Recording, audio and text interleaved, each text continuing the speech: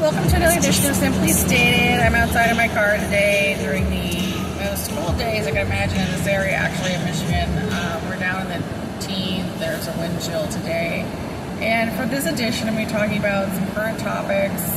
And then there was a few things I had to revisit. In a previous episode, I know from last year of Simply Stated, I talked about the family I named a few weeks ago, the Isley family down in Florida. At least that was the alias they went under. They were Russian gang related. And of course, trafficked me and other people, and trafficked a number of children at the water parks down there, which eventually were closed. The park was closed. Anyways, the one in Orlando. And what I want to remind people of was that she became a U.S. nurse for a time period, and then she also ended up, and this was a very pointed threat to me, but she was the person that threatened me and said I didn't have a right to change clothes or change my underwear or be clean. And she just said, oh, really, that she was going to put pulse attacks in. And she ended up attacking Franklin Middle School while I was living in Janesville, Wisconsin. This actually happened. She set a pulse attack through and hit all the kids, specifically all the women in my class at the school. When we were in gym class and trying to change. So that was her, Paula Isley. I have no idea if she's alive or free today. She's not supposed to be free in the U.S., but she also doesn't, she's not really important. She was tied to a group of people that I eventually got away from, that the U.S. government busted. And her relevance is hard to understand, but what I remember about her very specifically is that she was a psychotic. And that she said to me once that she was making a motion at me, she was going like this, she was like, she's like, you get it? I'm making a sign. And she was talking about how she was part of the KGB, FSB of Russia. And I said, yeah, I get it, you're mentally ill. We were talking about people, whether it's like the new sort of trend of talking about Trendayagua in the news, or the FSB of Russia, which is what spawns all these different groups that are trafficking. The behavior is always the same. They're always psychotics. They're always mean. They're always unimaginably rude and steal and thief from other people. And, whether it's stealing your internet and making messes out of your apps, or the way you're making money, or coming to your job and messing things up. People, we have a problem here. There's a group called Father Fred that's supposed to be Catholic, and I interviewed enough of the local population here of Catholics, because you have to remember that all religious groups break down into sects, and then you have cults, and you have authentic groups, and then you have what are just essentially trafficking organizations. And Father Fred is trying to be a place where a number of traffickers have been hiding out, people that were tied to the cult of ISIS, members of the FSB of Russia, KGB. Like, everybody that pays attention to these issues knows that Father Fred is really getting this place to go, and unfortunately would be flying literally in the face of the new vice president's policy, J.D. Vance's policy on the Catholic Church hiding and protecting criminals. And unfortunately, I found the woman from that she had a history of being a criminal in Janesville, Wisconsin. She worked for Cersei. She'd been turned into a goon of some sort. She wore the name Paula Flaherty, but she was over there under the name Karatila. And I just started today driving around up here. I don't know what she's doing free. I don't even know what name she's going under now. I only know that she was hiding out at Father Fred and pretending to be a volunteer there, and I never went back. It was a poor person who wanted to go to food banks and get food. Unfortunately, Father Fred is not a place that's safe for decent people to go to, and they do have a massive amount of supplies of food they are dispensing to people from the criminal community. There's no other way around it. I went through there and I saw it for myself after years of training. And unfortunately, even like Gwen Stefani in her quote unquote regular day outfit was over there hiding out. Like, Gwen's a terrorist. She's Iranian. She was finally thrown off The Voice, thank God. But it's really important to keep in mind the different streams of corruption that are out there and the psychology behind it. Even looking back that, for example, when I was at Phillips Exeter, I had a roommate that was placed in with me, unfortunately using technologies from Giselle and Hamilton that turned out later to become Giselle Bundchen. And I told her at the time that I was supposed to be in for a Victoria's Secret contract, and I had all this work coming my way. And she said, no, that's fine. It turned later through investigations that she was tied to Circe and Wilhelm. And unfortunately, it turned out Giselle Bundchen is actually a man and a fairly dangerous person and a drug dealer from Brazil. And as far as contracts in Victoria's Secret, if you were to look at the shows, it's pretty obvious that she's Photoshopped. She's Photoshopped.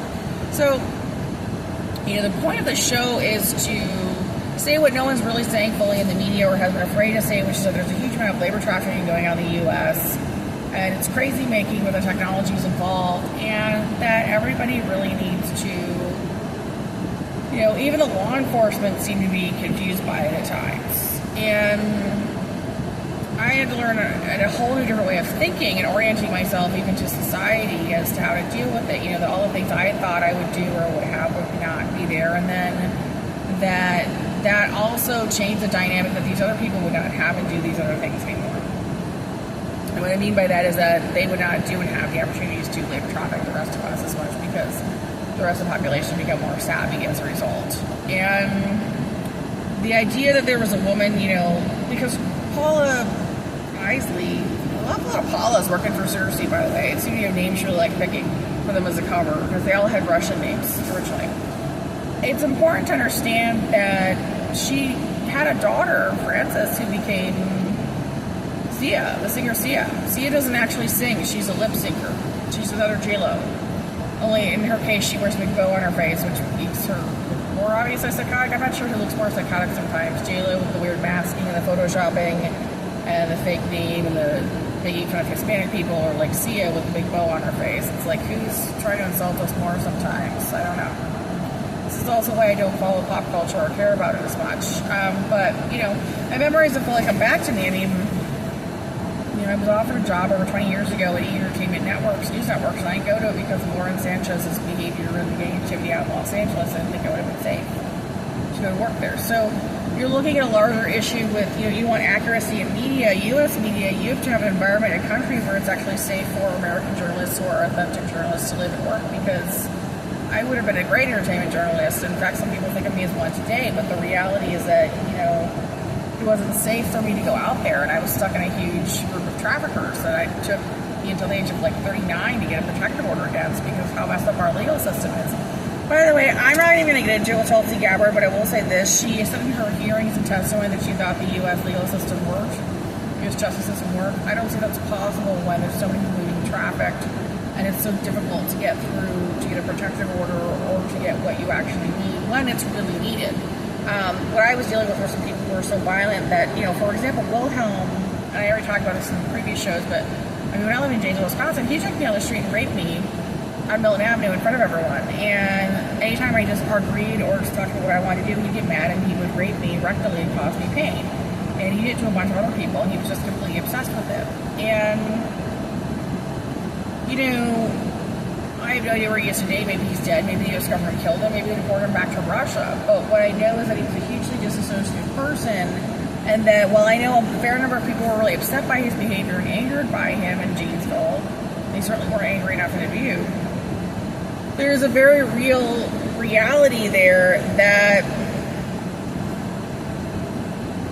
there were simply too many people who enjoyed it and thought it was funny to see me raped. You know, Charlize Theron was living in Janesville at the time. She thought it was great. There was a bunch of other people that were from Dubuque who were living there. Like, it's, I mean, Dubuque seemed to have a lot of problems. It gets trashed more than Janesville did, the storyline of my life. But the truth is that both towns had problems with law enforcement being corrupt and, you know, badgering witnesses instead of just simply taking a report. They would freak out and not just, all you have to do is take reports, people. You don't have to have, like, a cross-examination of a witness. They're just giving you some information. Or they can also just, like, not talk to you. I mean, that's also very real, you know, today. There's a lot of us that just don't take the time anymore because it just isn't too important. That's kind of the reality, you know. Most of us would just want to handle our problems on our own and not have to bother with anything more. And there's the reality that DHS just let go of thousands of workers. And then you have to look at the, I'm going to pivot this in present for you. You know, USAID, like sometimes the actor, I don't mean actor like as in Hollywood actor, I mean the agent or mechanism is causing the problem is the most obvious one. USAID turned out to be an extremely defunct, overly ridiculous organization that was very clearly put into place by George W. Bush as being this gigantic monster with monster budgets. And what I want to say about all that is that even I didn't quite do that. Like, I saw that he put a lot of money into USAID, and I remembered living with the woman who became Gisele Bundchen, who actually turned to be a dude, but, you know, Phillips Exeter, who, I went to Phillips Exeter one summer in high school. And to put it together for you is that she said her father specialized in stabilizing governments. We've gone through the story before from the Thought Project. So for those of you who watched the Thought Project, it only makes sense if you actually followed everything. And And the show operates off of that because I can't go through history all the time. But she said her father specialized in stabilizing governments and that they were going to be coming to the U.S. Their group was his group. It wasn't necessarily the Brazilian military, but it was his group would be coming and that they would be working on stabilizing the U.S. government. And obviously what they've done is, under George W. Bush and even ever since H.W. Bush was vice president and president, we've had an influx of gangs from Russia. And a lot of them were South American based in some cases, but some weren't. You have quite a few people from Venezuela. I know it's really hot to talk about fentanyl being a problem, but in reality, it's pretty much all your illegal drugs, and especially your hard drugs that they want to sell. It isn't just fentanyl.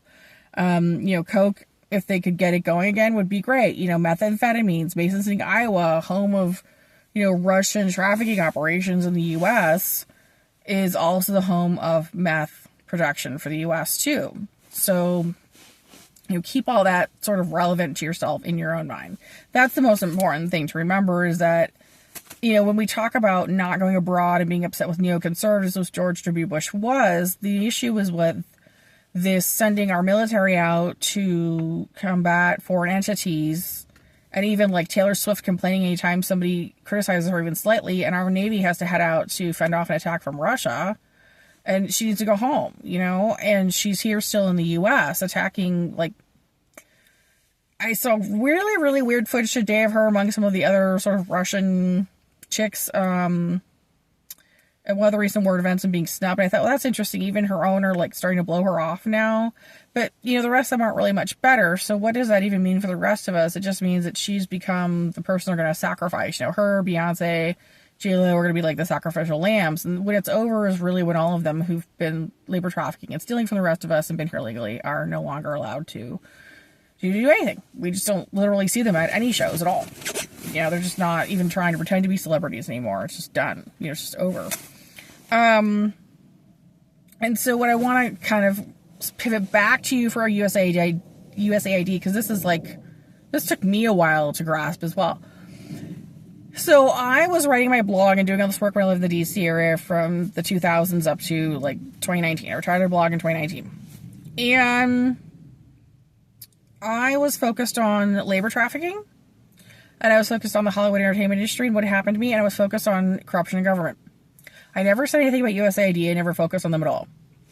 The agency turned on me and got really angry at me, and they even hired me as a temp and then spent the whole time harassing me and calling me a hot, bossy woman, and they were just really... it was obvious that they had a bunch of meetings and they really just didn't like me, and they finally let it go. But what it turned out was that, because I was just there as a temp, but one of the women on the staff told me that they had problems with corruption, and she was really frightened, actually, of them. She was my temp boss. And I ended up leaving the assignment safely. But I'm telling you that after that, I began to look more into them and realized that they were guilty of the exact kind of behaviors that I saw with some of the churches with, the PCUSA. Even the PCA had problems. The Catholic churches had problems with people going abroad, and they claim it's to spread the love of Jesus and to care for people. And they're out there trafficking kids. And they're picking up kids to sexually abuse in other countries where they think they can get away with it. And, you look there was there was a movie that came out a couple years ago that I'm not even going to rename, but, it ended up falling apart. It was supposed to be a big Christian film. Came from Angel Studios. It had, a producer on it who was a pervert. One of the children that I had tried to protect and take care of that I don't even talk to anymore or see, was put in the film. He'd been a victim of trafficking. So what I'm trying to say to you is that the neoconservatism, USAID, the cutting of workers at USAID goes back to this idea of traveling abroad that was put under the auspices or even messaging of helping those who are less fortunate. And instead, it ended up being about these perverts from our country, or even perverts who had come to the U.S. from other countries getting government jobs and using our money to go vacation in other countries and spread injustice and murder and perversion and pedophilia and trafficking of children. And then you would wonder, why the U.S. has a bad image internationally, and how did that happen? Well, we have a bunch of quasi-cult religious groups traveling abroad to traffic kids, and we have a huge number of people from USAID that use the government money to traffic children, which people are going to glaze over in the media because it's a really hard story to deal with. It's a horrific story. You listen to my story and you feel sick. I feel sick. Look at the money I've lost and what I've been through in my life. And I think that it's just horrifying to think that there was a government agency that was completely funded to go out and,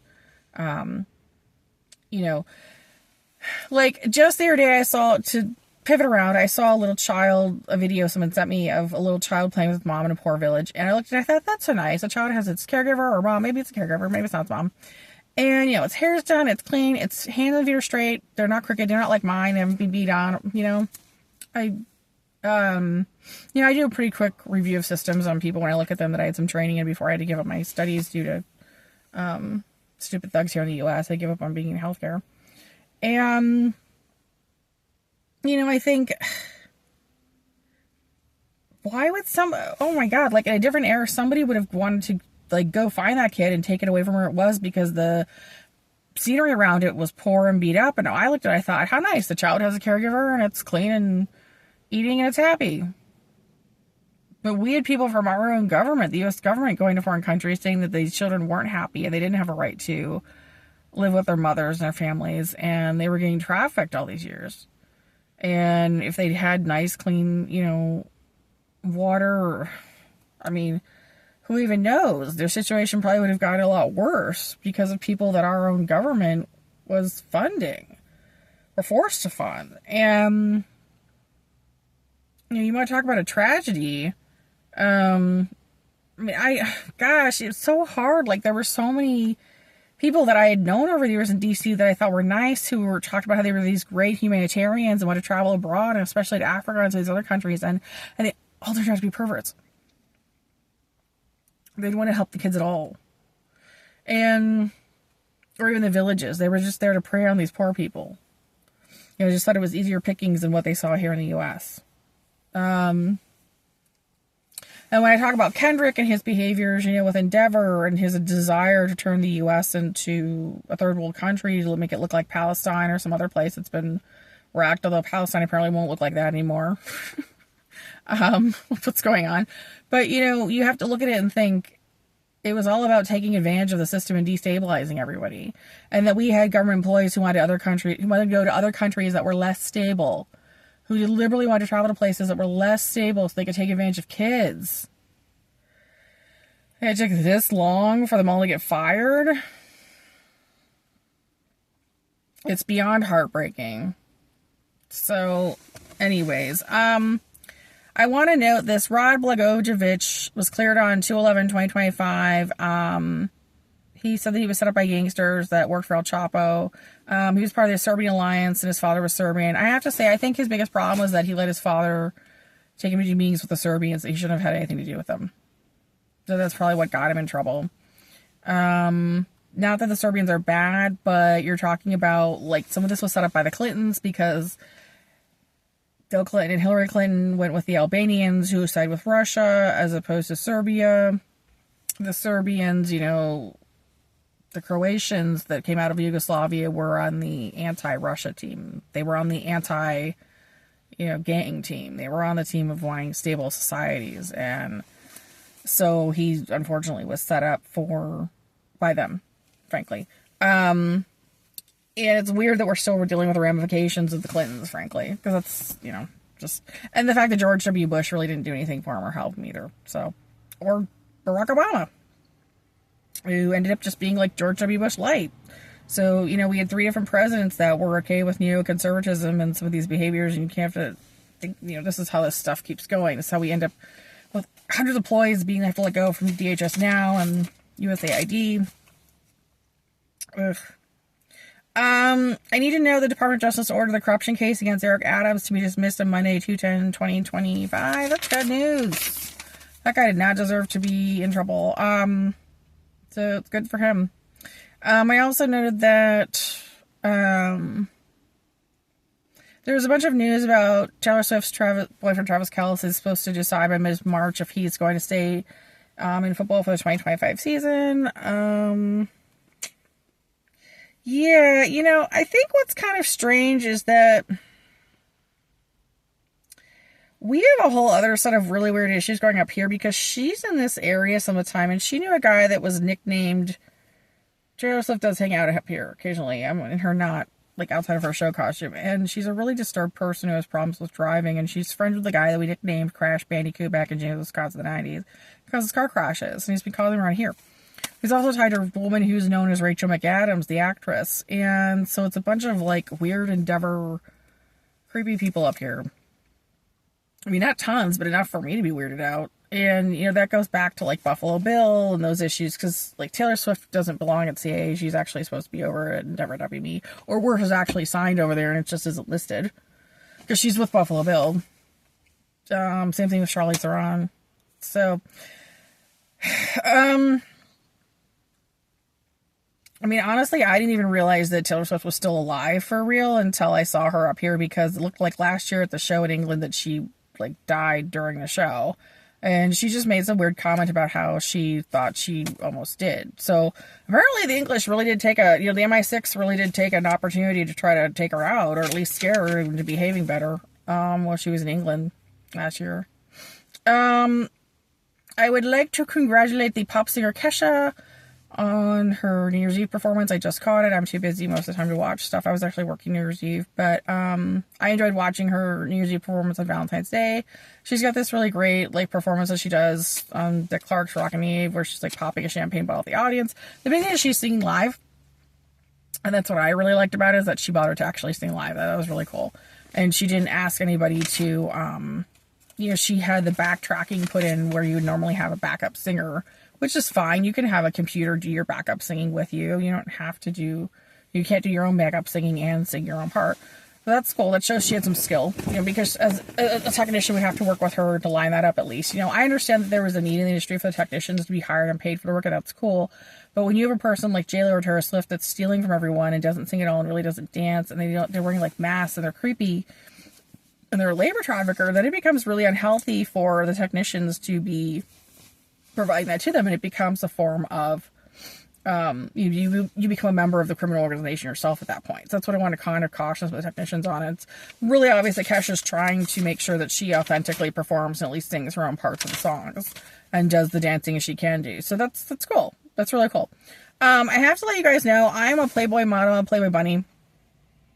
The Playboy app has been broken for the last week, and I cannot get through. All their contact forms are broken, all their phone numbers are broken, and I cannot get through to anybody at Playboy to get the app fixed. And I'm somebody who actually made a little bit of money on it. I just started working on it, but I can't get the app to work at all. And I don't know what's going to be fixed. It's not my phones, it's not my computers. I've deleted it, I've reinstalled it, I've tried to reach Playboy. I even reached out to their CTO. I don't know if he's got my message yet. If somebody could talk to Playboy about the fact that their app keeps crashing, because it's kind of a pain for the rest of us who, I work on OnlyFans, and frankly, I think the Sun site, Hugh Hefner's Sun site, tried to recruit me as well for their stuff.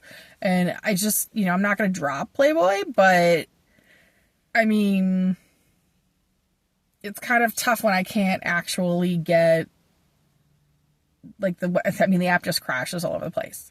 And there's bug security issues on it. It really, really needs to be fixed ASAP, guys. If you're going to do this, if you're really going to try to be digital, Playboy, OnlyFans, type thing, then you really got to have an app that works.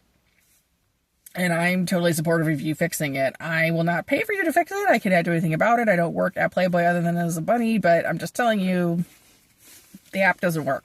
It crashes all over the place. Can't do messages. The banking is all messed up. And I think it looks like terrorism, but, of course, that just goes back to fixing the system. Yeah, somebody took a swipe at Playboy. I don't think it was OnlyFans or some competitor. I think it was, I actually think it more likely was probably Endeavor, because they're really big on attacking any group or site, OnlyFans as well, that hosts models who are not Russian or Chinese. And they also want to do that in order to steal the images to use for themselves, for the covers they put on their people that they put out there. Because I explained to you before, J.Lo doesn't really exist. She's pretty much a CGI image. So anyways, but I'm going to hang in there with Playboy until they fix their app. I'm sure they will. And I've been a Playboy bunny before in the past. So, just keep it, keep doing the good work, guys, gals over Playboy. I don't know, whatever. But I'm just letting you know what's going on. Here's the other thing that's really funny that I want to throw in just for fun. Ugh, jeez. Okay, so McDonald's right now has $5 meals. I just want to let people know that they're pretty awesome. They have little hamburgers and cute little like chicken McNugget sets and small drinks and fries for $5. $5 flat. I think it might be like $5.30 with tax, but it's $5. And then Taco Bell's deals are $5, $7, and $9. So the most random thing this weekend with Kate Hudson and some weird Photoshop pictures, obviously, like not really her at all. The 13th of 2025 at the Egyptian Theater. And she looks so much like JLo, and like back to the theory that they're the exact same person. There really was just like this weird setup for Kate Hudson to like have two different jobs and be crazy. And that she probably looks like neither one. Like, is she even related to Goldie Hawn? Maybe not. One other tip I have to put in is you're probably seeing a lot of ripping on Senator Mitch McConnell these days. You're not sure exactly what it's about. Mitch McConnell's problem was that he let a woman who went by the name Julie hang out as an office manager in his office. Her name was Julie, not Julie Germany. I know some of you know Julie Germany, but I mean her name was Julie. And she was his office manager from Luther College. She went to Luther College. She's one of the people involved with trafficking. He has a lot of mental health issues and dementia, and she's somebody that worked for the Russian FSB and unfortunately worked on legislation as the office manager in the U.S. Senate to... Well, I mean, you wonder how USAID gets made weirdos in there, and all this trafficking going on, like what I went through and how horrific that was, and the school got away with so much because Luther College should have been busted. You know, like where was the Department of Education on busting Luther College and closing it? Why did they close all these other schools that become labor camps? You know, why is Lauren Sanchez walking around free after having all this women set up to be murdered from my school and my, you know, any number of us that she thought she was just going to kill off? And still another person would look at the story I told about her saying, you can stop filming, and say, you know, she might have just been saying, you get another $10,000, you get another $10,000, and Deborah just gets raped again because that's what I got for years. I never got compensated for all the work I put in the industry or for anything I designed for these people, you know, songs, videos, albums, clothing. I mean, never paid for any of it and just thought they were just going to rape and beat everyone to death. And so now today we're looking at this sort of comeuppance for it all, and I'll be curious to see how it goes, but I don't think I'll really believe in any of it. You know, the Trump administration seems like they're having a good time moving forward. Great. I'll believe in it all when I actually finally get paid for all the work I did. Because I spent over 30 years of my life being trafficked, labor trafficked. And labor trafficking in this country is just still really out of control. So that's what the show is, simply stated. It's about how do you get into these messes and how do you fix them and how scary was it. And I just think, well, I mean, I can see certainly in this part of the world and, you know, the world certainly has changed and nothing really is set up the way the labor traffickers want it to be anymore. But it means a lot of them are pretty unhappy too. So we also kind of deal with that as well. Oh, well. Sometimes the nasty people just have to be disappointed in life.